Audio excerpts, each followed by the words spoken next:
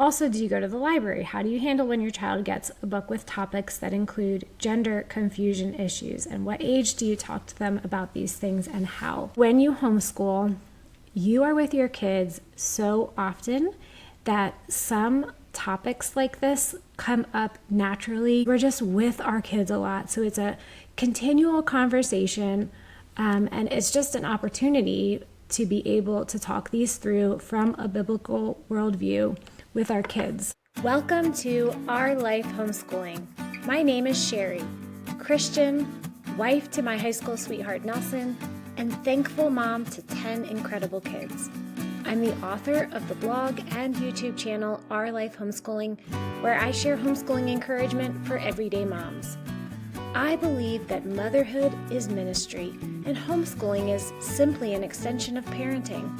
My passion is to cheer on other moms who are at home doing the most important work of all, raising the next generation for the glory of God. Hi, and welcome back to the Our Life Homeschooling podcast. This is episode number 32. I'm answering some more of your questions. I'm continually getting questions on YouTube. Sometimes I take the time to answer them, but some questions are just easier to answer by talking it out and just kind of going through maybe how we've done it in the past or how it's working now. So that's why I'm really enjoying doing these Q&A podcasts where I answer your questions and I'm able to just share a little bit more. So today we're going to be talking about summer routine, how we pick books for our kids to read, if I teach cursive, and lots more. If you have a question that you'd like to ask about homeschooling, you can definitely leave a comment on one of my YouTube videos, reach out to me on Instagram, and I will often just add those to this list of questions that I'm answering. Let's go ahead and get started. The first question is, how long do you have your kids read their Ambleside online books each day independently? Or do you assign chapters?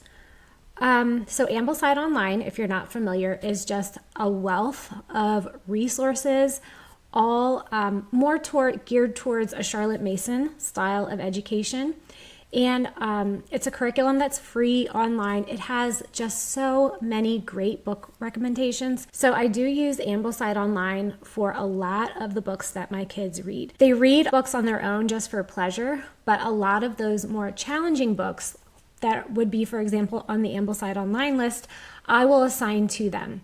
So usually when I make up their checklist at the beginning of the year, I look through some of the books that I'd like them to be reading that year, and they go at the bottom of their checklist. This is the list of Ambleside Online books I'd like them to read. And some of my kids will go through and just read them all, and then they're done. And then I have other kids who they would rather pick books that are a little simpler. So I do have to assign it to them. I don't really necessarily have a time frame, unless maybe it's becoming a problem, like this child just really needs to sit down and focus. But I will say lately, my 8-year-old and 6-year-old have needed to just spend some time. They need a timer. So I set a timer. I think I set it for like 15 or 20 minutes. So it wasn't long, but just enough for them to sit down and read their Ambleside Online book every day. I don't assign chapters because I prefer just short lessons. So sometimes a chapter might be really long, and I would rather just set a timer for a child that needs a little bit of structure, but sometimes, those chapters can just get really long, and I'd rather them just read for short periods of time every day. 15, 20 minutes is good. How do you decide what books your child reads in their book list? Again, I use a lot of Ambleside Online books. I also look at Veritas Press. I pick a lot of their books. And over the years, we've just wrapped up our 15th year of homeschooling. So over the years, I've just come to find a treasury of books that I appreciate, that I think are of excellent quality. So I have over on the blog, ourlifehomeschooling.com, I have a whole tab of book lists. I've written several posts on different book lists. Books for teenage girls, books for teenage boys, rhyming books for preschoolers, Mother's Day books, spring books, fall books for kids. I just have a lot of information on there on some of our favorite books. So I use a lot of the recommendations that I have on there as well. The next question is, how do you decide what science and history topics you want to teach your kids for the year? All right, so for history, we do Veritas Press self-paced history lessons. We've done these for years. This is a program that they can get online and do themselves. It's interactive.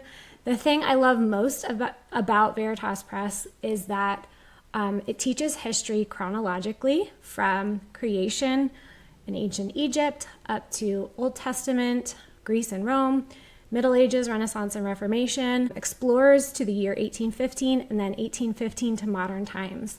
So it teaches it chronologically, and it also weaves biblical history in with world history, which is something that is really important to me, that those aren't separate. So this is a lesson they can do on their own. For me, it's just been really helpful to outsource some things, not only because we have a lot of children, but because I really do think their program is excellent, and I think that our kids are getting a lot out of it. In addition to that, I will usually pick some Ambleside Online history suggestions and read those as part of our read aloud, but I am very relaxed about it. I don't try to get to any certain part by any certain time. Sometimes I skip chapters. So this year, our kids did Middle Ages, Renaissance, and Reformation. So I read some chapters from Our Island Story that were in that time period. For science, I've talked about this in another Q&A, and I'll just say that science has changed through the years for me. When my kids were all little, we did Apologia, and we did it all together. It's easy when your kids are little to do everything together, but as they get older, some of them want to branch off on their own, and that has happened for us.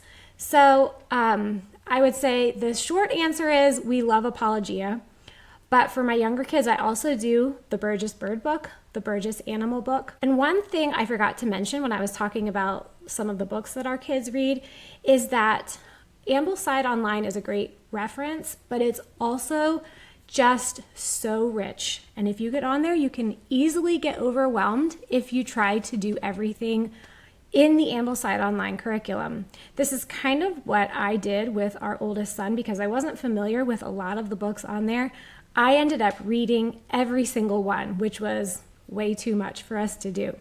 Since then, I've kind of combed through the Ambleside curriculum and picked only the books that I really love, that I want all of our kids to read. I put them all together in a list. So if you search on the blog, I think it's like large family, Ambleside Online for a large family, you can find the absolute favorite Ambleside Online books that I still make sure all of our kids read. So I will actually look through that list and pick from that. That's the list I use to put the books on my kids' checklist, what I want them to read. And so sometimes at the beginning, when we're making their checklist at the beginning of the year, I will I'll actually pull it up and go through each book and say, did you read this one? Did you read that one? And that's kind of how I decide where they are and what books I want them to read for the next year. How do you do a nature journal, and what is your child required to do in it? I usually have their nature journal written in their checklist on certain days. And we've come to a really fun way of doing nature journaling and I learned this from The Diary of an Edwardian Lady. It's a book that's just beautiful. It's her own nature journal. We'll put the month at the top of a page and they'll draw a picture, maybe some birds or flowers, any kind of creatures they see this time of the year. And then the second page is journal entries. So they'll write the date and they'll just write a couple sentences of what they saw outside, what they observed that day.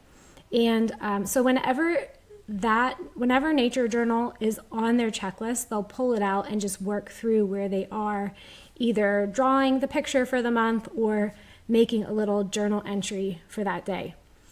This is something too that I kind of go through in phases. Like sometimes we're just all into nature journaling if it's spring and everybody's excited about it, and so we just do it a little bit more. But in general, it's something that's on their checklist. How do you teach your child to type on the computer? Do you follow a certain program?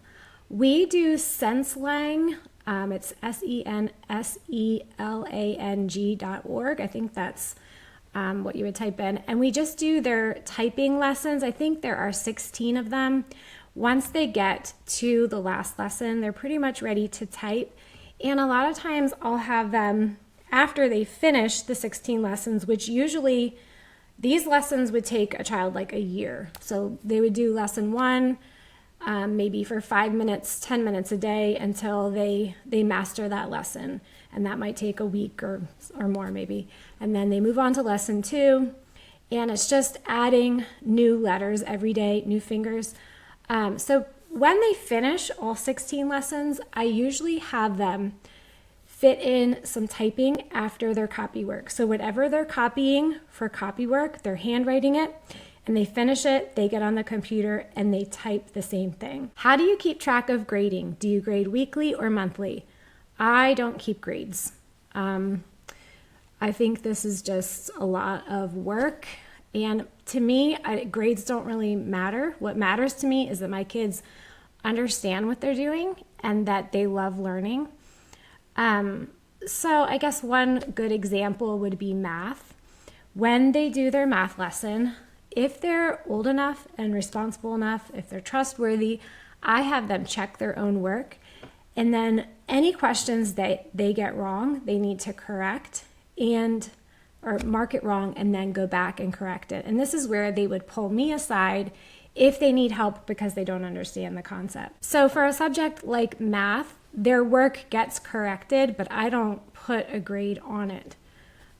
It's just important to me that they understand how to multiply double digits, how to change a fraction into its simplest form. I don't care as much to put a number on it or a grade on it.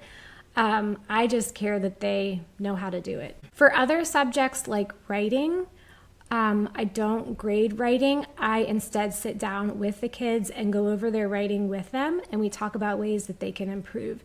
And I just think that's a lot more effective.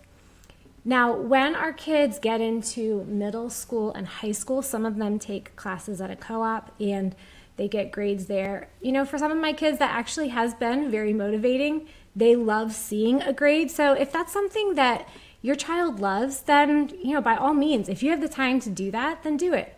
It's something I don't have time for, and it's just not very important to me. They do get a percentage grade on their history tests in the self-paced Veritas Press history program. So that's one area where they do get graded, which maybe for the kids that like that is a little rewarding for them. But in general, other than checking their math, we don't do grades. Do you teach cursive, and what program do you use? What age do you start teaching cursive? For teaching print, I use Handwriting Without Tears, which is excellent. Now, when I teach my kids cursive, I actually have never used a curriculum to teach them cursive. If I had to pick a curriculum, it would probably be Handwriting Without Tears again. But I have just used, you can Google a Zahner-Blosser handwriting chart, which just has all the letters, their capitals and smalls written in cursive print. It's just a style of cursive. I just printed out a chart like that and used a simple manuscript tablet that you can get at the dollar store and just went through letter by letter and taught my kids cursive. I taught it to them pretty much as soon as they were asking about it, especially if they have older siblings and they see them writing in cursive, they want to be able to do it too. Or just when they're printing fluently, when it's easy for them, then I think they're ready to learn cursive. After they've learned all the letters, I'll probably just write short words, short sentences, and have them learn how to connect them all. And then eventually I ask my kids to write their copy work in cursive once they're fluent. This just gives them a lot more chance to practice it. I was wondering if you could do a video of your kids' co-op information sometime. What are their policies, ages, curriculum, schedule, or meeting time look like? I'm actually going to be doing a podcast with some of my very closest friends who were part of starting our co-op many, many years ago. We're going to all get together and we're going to talk about how our co-op started, how it changed over the years. Our co-op started with 5 families. So we just all ran into each other and we were all interested in homeschooling. We started meeting in each other's homes. We did that for several years. And then slowly that grew into a co-op, which we're still a part of today. So these 2 friends are the ones that have pretty much come through. The 3 of us have come all the way through up until our oldest kids graduated. So very special. And at the same time, it was something that really anyone can do. You know, you just need a couple good friends to start a co-op, to start meeting and getting that support that you need. We meet bi-weekly, which for us is just a great fit. Weekly just seems like a lot for me right now, but that really depends too on what other circumstances you have in your life. Some people would love weekly. Some people love twice a week. So it just kind of depends on what your needs are. Our co-op started really with just our oldest kids who were in kindergarten, and then they just kind of grew with it all the way up until now we have graduates every year. For curriculum, we pretty much teach things that are best learned in a group setting. So we do art classes, PE, an envirothon class. I'll have to bring my friends on because they're going to remember so many cool classes that we've had. Sewing, we've done woodworking, so just some of those classes that are not the basics, reading, writing, and math. Those are ones that kids advance at individually. We teach more content areas. We've done some history, some science. One thing I do love at our co-op is the kids have always had some great science classes where they do science experiments, and that's one thing I just have a hard time getting to here at home, so they get that at co-op, which is really nice. So be looking for that podcast, hopefully in the next month or 2, where we're just talking all about how our co-op started, how it changed over the years, how we had leadership positions, and meeting the needs of all of our moms. It's going to be a really fun episode. Can you do a video on how you organize your homeschool supplies so that your dining room is neat? Okay, well, first of all, my dining room is not always neat. I will say that.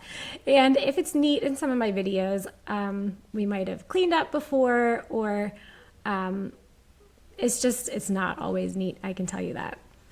One thing that I do pull out of my pocket whenever I need it is just a 10-minute pickup. If things are getting out of hand, we'll just set a timer, and I'll usually assign maybe one person is the dining room table, one person is the island, someone else might be like the living room floor. Just do a quick pickup, and that just seems to kind of rein everything back in.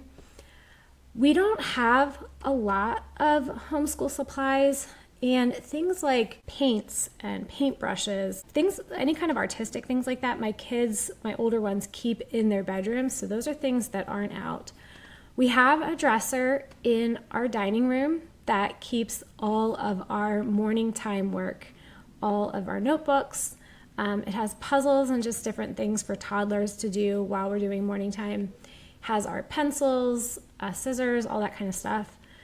And then in our living room, we have work boxes. Each of our kids has 3 work boxes, so a reading, writing, and math, because those are the basic subjects that they do on their own.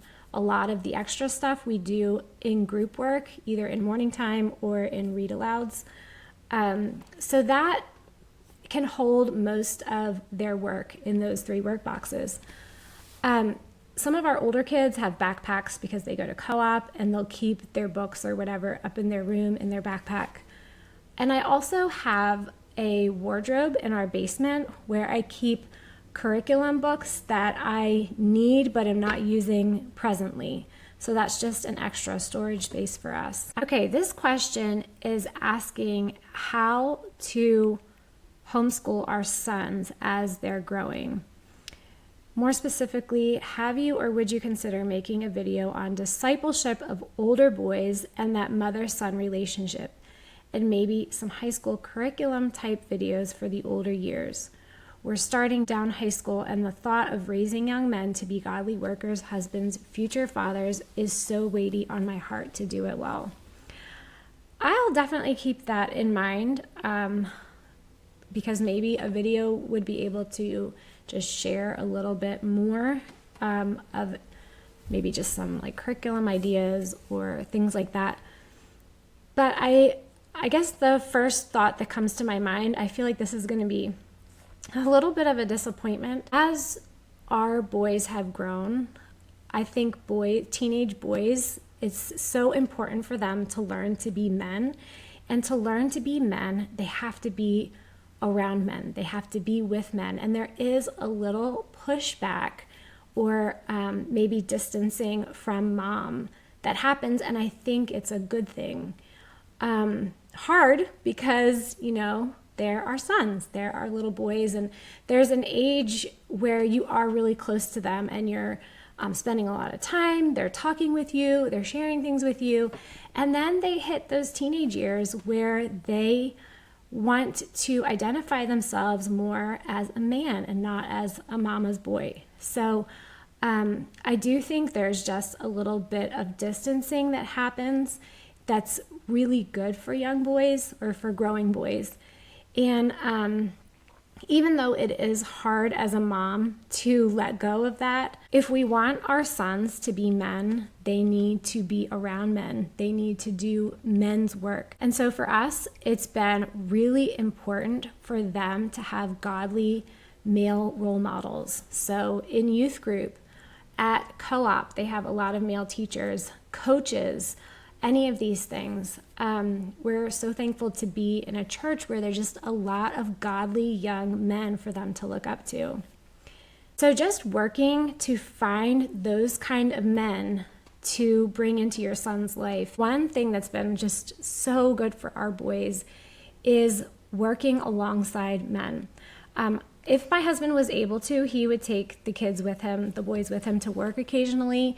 That's not an option for us, but if you can have your son go to work with your husband, that is wonderful. For our boys, when they hit middle school, high school age, I turn over all of their schoolwork to my husband. So he checks up on them. He is the one that asks them what they did that day. Just going through, asking them about if they're in co-op, their grades in co-op. So the change shifts. Mom moves into the background a little bit, and it's so important for them to have a close relationship with their dad and with other great men. I think for us moms, the important thing is this is a time for prayer and to just really ask that the Lord would guide and direct our sons, that he would protect them, that he would give them wisdom as they're becoming young men, and then just be available. You never know when your son's going to all of a sudden want to ask you a question or want to share something with you. And sometimes it happens at the most inopportune times, like 11:30 at night, or just when you're not expecting it. They're ready to open up and share something or to ask you about something maybe they're struggling with or something they want to know.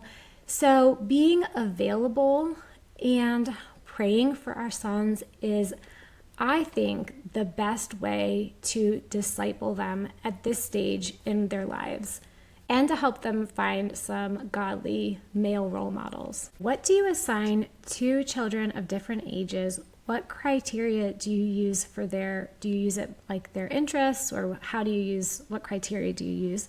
When and how much do they do assigned reading per day? How do you check what they actually read? Do they narrate orally or in writing, or at what age? Where do you get those books? Also, do you go to the library? How do you handle when your child gets a book with topics that include gender confusion issues? And what age do you talk to them about these things and how? That's a lot of questions, but I'll go through little by little. I think when you homeschool, you are with your kids so often that some topics like this come up naturally a lot. So we were at a park the other day and we ran into someone and she was pregnant. I said, "Oh, congratulations." She said, "The baby's not mine. I'm a surrogate." Naturally, you can imagine, we got back in the car and my younger son wanted to know what that meant, and he didn't understand that. Things like this, questions like this happen a lot because we're just with our kids a lot. So it's a continual conversation And it's just an opportunity to be able to talk these through from a biblical worldview with our kids. When we go to the library, I have been a little pickier with my kids than it was like when we were kids. You could just kind of go to the library, get whatever you wanted.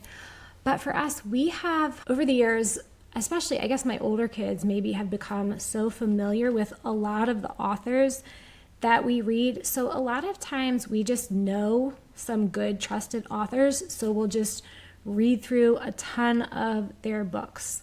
My girls love Jennifer Nielsen, Andrew Clements. Trying to think of some other ones just offhand. Avi is another one. There are so many more. I could list tons more, but usually we find books that we've already read and loved and then find other books by that same author. That's just a good rule of thumb.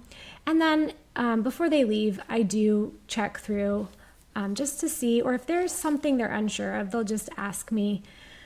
I only have my kids get out about 2 or 3 books at the library just because it gets to be so many. I'd rather just go often and only get a couple books rather than come home with like 45 books. It's just overwhelming.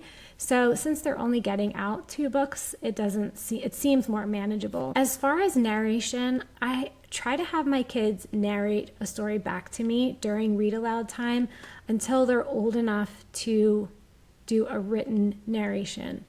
And I sometimes go through phases with this too. Like I'll have them narrate more often because I'm focusing on that, and then maybe I'll move on and focus on something else. So narration might slip a little bit with having them orally narrate. As soon as kids are fluent in writing, they can write a written narration. I ask them only to do a page because I think that's plenty. So as far as criteria, I think we just know a lot of trusted authors and kind of go by that according to their interests. Yeah, they do look for books that they're just interested in. And I think it doesn't take you long to get into a book to see if there's going to be something inappropriate in there for your child. I think the fact that we're taking our kids to the library ourselves and that we're so much a part of their education, it doesn't take long if there's a questionable content in a book for us to realize it because we're just so hands-on and present. Curious about how your summer rhythm is. Are there any things the kids must do? Can they sleep as long as they wish? And so on. Have you done a video about that? We also take the whole summer off, 3 months, but I have found that it works best with some kind of rhythm and order in a house with 6 children. For us, probably the very first week we're off. We actually just finished today. Today's our last day. Yay! So next week, I will probably let my kids wake up whenever they want for the first week. Just give them a little breather, give us all some space to just let our hair down. And after that, maybe I'll, want them up by a certain time, but really not too early. I think this kind of depends on your circumstances. Right now, we have a rhythm that is pretty good for us. So we'll get up and everyone will eat breakfast, we'll do chores, and then it's kind of free time until lunch. And then I will sometimes, depending on the day, I will read to the kids. The little ones will go down for a nap. We'll spend some time in the pool, maybe in the morning, maybe in the afternoon. So for us, this rhythm really is almost enough. Occasionally we'll probably have a play date or maybe go out shopping or something.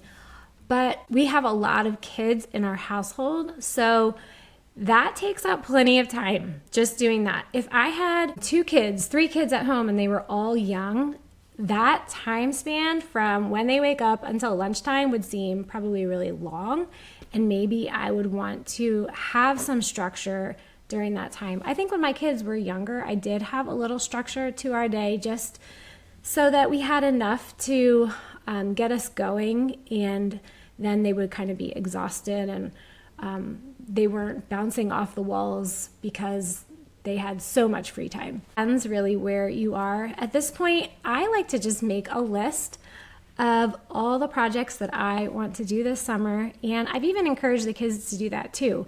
What do you guys want to accomplish in your free time? You have all this free time, what do you want to do with it? And so some of them have made lists and decided on some things that they want to try. And as long as they have that going, they're pretty motivated to try those things and work on those. Well, thank you so much for listening today. I hope this answered some of your questions. And I hope most of all that you are encouraged, whether you are someone that follows a traditional school calendar and you're about to have a break, or whether you're a year-round homeschooler. I hope that you enjoy this week with your kids, with your family, and I'll see you next time on the Our Life Homeschooling podcast.